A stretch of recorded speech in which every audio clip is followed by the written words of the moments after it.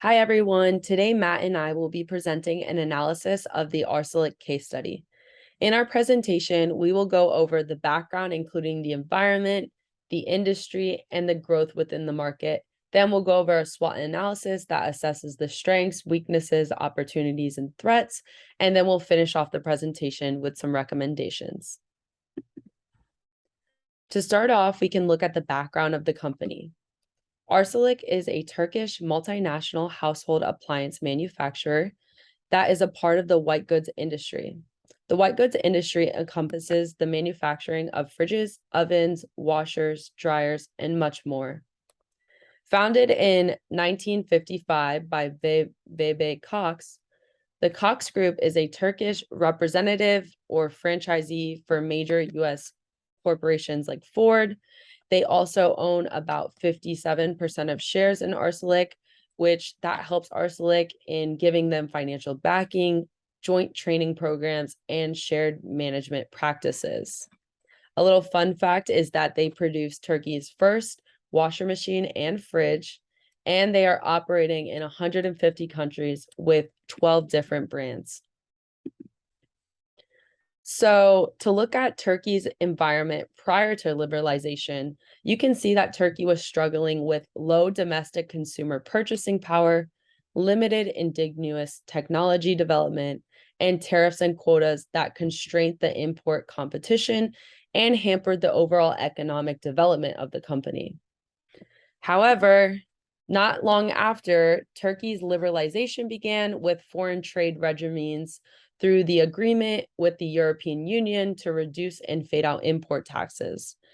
This created larger flows of exports and imports within Turkey, and in 1996, a customs union with the European Union removed the remaining trade barriers, exposing Turkey to more competition. Now, this was good and bad for Turkey. Like, there's many pros and cons, as you can see on the screen. So the liberalization opened the borders, allowing Turkey to be exposed to foreign manufacturers, reduce transportation costs, standardized technology, and overall markets free of customs or tariffs, which is good for expansion and creating a strong brand. However, Turkey also faced many challenges with liberalization. Turkey was exposed to more competition, and before liberalization, companies would share technologies with Arcelik. But once liberalization happened, companies were unwilling to share this technology, which forced Arcelik to make their own technologies, which actually kind of benefited the company overall, but they were forced to make their own technologies and invest large amounts of money into research and development. Along with that, the EU Customs Union removed protective barriers, and there was just more availability of better quality products, creating that competition within the markets. Now I'm going to pass it off to Matt to talk about the white goods industry. So let's talk about the white goods industry. AKA, also known as the white goods industry, is basically all the household appliances that we already know: the dishwasher, the refrigerator, and the washer and dryer, and small appliances too. Okay, these are all the ones that we're familiar with. The industry, the white goods industry, it changed the way the modern world worked. Before the white goods industry, we had called domesticated workers, even prior servants that would do these household chores. So we have to just stop and take a moment to appreciate and ponder what life was like before the white goods boom of 1950. So the industry started booming in 1950 when these machines started replacing human domestic labor. And then basically we saw a standard of living, quality of life increase from these machines. So then that takes me into talking about that there are several different major players, companies, and you may say, why is there Electrolux? Why is there Whirlpool? Why is there these different brands? Well, it all started back in the 1950s when trade barriers were very high for countries to do business within other countries. It wasn't a global environment yet. And also, transportation costs were very high. So, for example, if you're familiar with the Whirlpool brand or the GE brand, these companies initially started locally in the United States, and they weren't selling or competing internationally. So you had these major brands emerge that we all know. And then, for example, Electrolux, that's a brand that I knew before studying this company. They emerged in Sweden. Okay, and then basically what happened is there was an initial boom, and then after the initial boom, if you think about it logically, your washer and dryer is a good brand. You don't expect to buy another one. It's not like a commodity that gets replaced monthly. It's maybe every 3 years or so forth, or maybe even longer. So then these companies, this is the reason they started to look for demand elsewhere in what we've been studying, emerging economies. Okay, so because of trade liberalization and the declining transportation costs and a need to expand for demand purposes, because once these companies had done a good job in their own domestic market, getting everybody to have these new white goods that they didn't have before, they weren't buying anymore. So this is very important for the company that we're studying, our acrylic, is because the Western companies, including European countries, in the United Kingdom, England, and the United States, they went to Turkey. Once again, the trade costs were down and transportation costs were down, and these liberalizations took place. We started to outsource the brands to be made by the Turkish company in Turkey, because we took advantage of their lower labor costs, and these lower labor costs translated into lower production costs. And of course, I'll just make sure it's clear.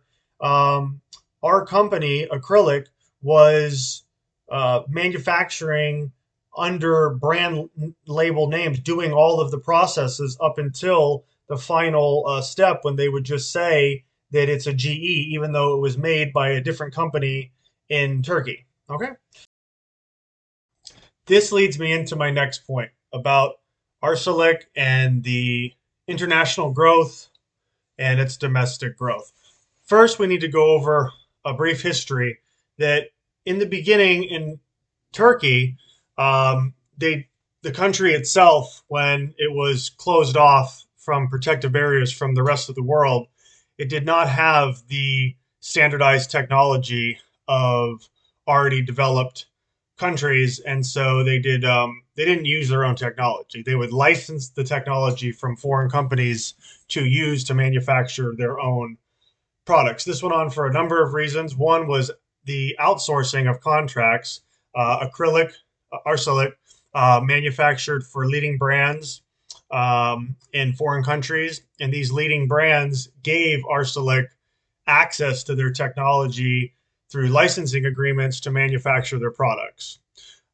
Interestingly, the technology of Arcelik in Turkey expanded and got a lot better and developed, because but when they established the export department in 1983, interestingly, the reason that Arcelik wanted to increase its exports and set up the department was to raise money for its imports.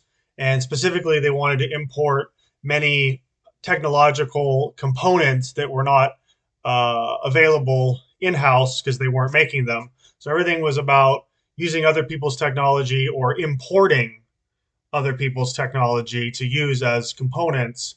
And then once they started to export large volumes and volumes and volumes, naturally, through the experience, their shipping processes got better, their quality management got better. And then this is leading into maybe the most important part about developing their own technologies. So just to summarize, that was the beginning, closed off, technology that wasn't up to the standard. And then when everything got liberalized, it exposed the company to intense competition. Now, these same leading brands in the United States that were outsourcing to Arcelik to make their products, those companies in the past, they weren't actually selling in Turkey. Now those companies were able to sell in Turkey. So with this increased export and increased import, it forced the company to start making their own technology, because these companies that used to outsource to them now no longer wanted them to have access to that technology, because now they were actually able to compete in the Turkish market. So this leads us to emerging economies and Arcelik, and I believe that this is definitely the main reason that we are studying this company, is because they're successful in growing and moving into emerging economies. And if we pay attention to specifically what they did and how they were successful, the idea is that through evidence and interviews with the company and research and empirical evidence and things that have been tested, us business people can apply these same principles in different businesses and hopefully see the same results, or we would expect to see the same results. So on this slide, the most important thing to note or pay attention to is down at the bottom of the slide, we see that they consistently had one of two methods. If there was a local brand that they could buy out, they would go ahead and do that. If there was not a local brand that they could buy, they would make an agreement with a local retailer to start selling their products in an already established retail chain. So here you can, but again, the main thing, and the other thing to know about this company is if they were to make an agreement with a local retailer in the short term to get into the country, because that's their strategy that was successful, they, in the long term, always wanted to buy them out. They never wanted, I believe all of their international companies now are owned 100%. They're not partnerships, even though they're foreign. So here we see several key points. 1990, invested in distribution channels. Here you see in 2002, following their pattern, they bought a factory, an already established factory. Here we do see in 2005, as they continue to grow, they built that production plant. And then in China, they acquired electrical appliance company.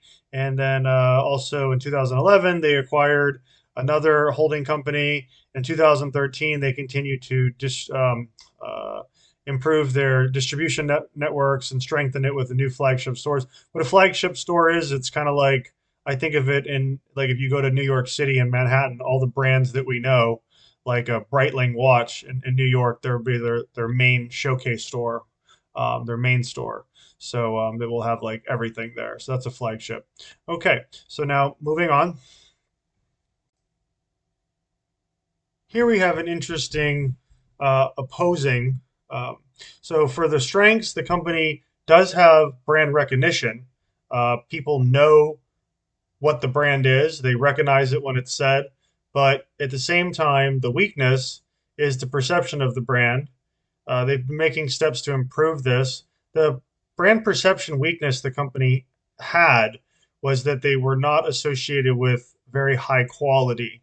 And one of the ways they dealt with this is they actually have multiple brands. So now they have some brands associated with cost savings type brands, and then they also have brands that are associated now with quality. So the way they dealt with this weakness, or the way they're continuing to deal with it, is different brands for different needs to fulfill. So their strengths has always been low cost production. They achieved this by acquiring and working with emerging economies, already existing um, uh, um, labor force.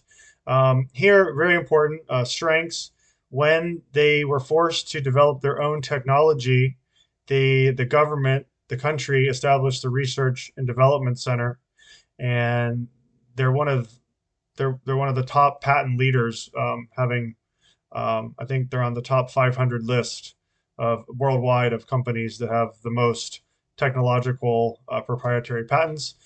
Here are strengths. They're very close geographically to many emerging markets versus, say, the United States, where we're not geographically close to those emerging markets. So that's a strength. And over on the weaknesses, the strategy for entering new markets. The reason this has a weakness is because if there's not already an established company to buy out, it's more difficult for them to go into a new country, and then also they're limited when going into an emerging economy. A lot of times the unskilled labor force was all they had to work with, including their own in Turkey. And now moving on, as far as opportunities and threats outside of the company, we always have the threat of recession. Company needs to do things to take measures to mitigate the risks of global recession. And as far as China, the trade wars with the U.S., China has proven to the company to have a lot of barriers for entry. There's many retailers in China that are have a lot of bargaining power, and the company cannot easily get into those circles. Continued threat, always to think about, is trade barriers. Trade barriers can be lifted and then they can be reapplied. Opportunities. We found that the biggest opportunity that the company is already actually doing is investing in green technology, water saving technology, developing AI customer service options. So basically continuing with the trends, where you can one day talk to your washer machine, and a lot of where the technology is going for opportunities is with compatibility and integration with voice technology. That's the big one. And sustainability as far as the company brand, the perception, linking those things to their technology in all of their machines. Interestingly, right, washer machines and dishwashers both use water, so they're really big, and they have a big opportunity to continue to develop their technology in water saving technology and be kind of like the leader. I would like to see them be the leader in that, and that's research and development investments and improvements to continue with their research and development in house as they've been doing.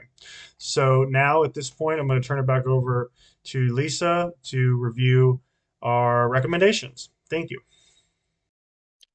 So, based on the case details and the SWOT analysis that we conducted, these are the recommendations that we have come up with.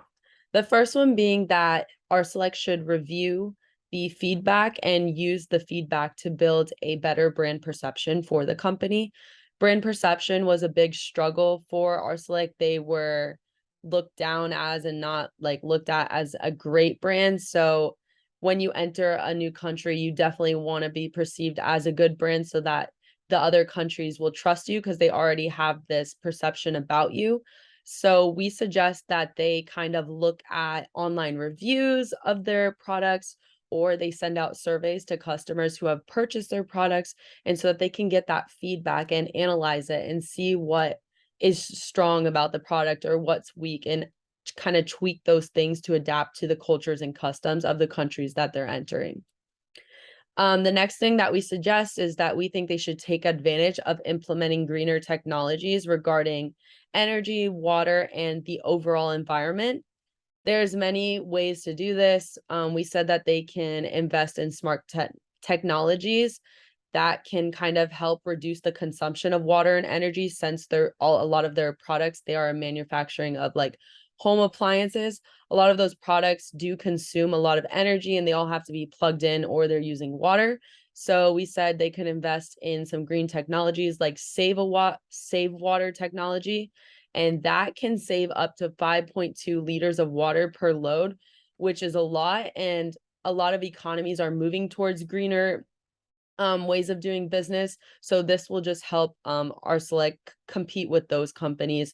And it kind of shows customers that they care about the environment and they care about the people. And it's just overall, it might help their brand perception actually. And it might help people want to buy them if they know that they're trying to do well for the environment and stuff. The next thing we said is that Arcelik may want to so two of the things that they said they like to do in order to enter a market are either acquire a local brand or make an agreement with a local retailer. So from that, we suggest that they kind of make an agreement with a local retailer in the US, like Best Buy, to enter the market here. And the market here is very competitive, so they would definitely have to work on their brand perception and their marketing strategies in order to actually compete here. But it's definitely a great opportunity to enter the US market since they're already operating in so many foreign markets. Which that leads me into the last recommendation, which is to adapt their marketing strategy to fit the customs of the country that they're operating in. So it's kind of important to understand the country's method for introducing products and just understand the overall way that these other countries operate.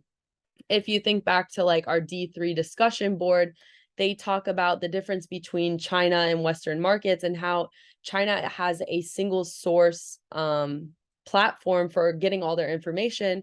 Whereas here in the US, we are using like Facebook, we're getting information from the news, the radio, the magazines, like we're getting information from all these different places. But if we were operating in China, we would have to consider that they have this one platform.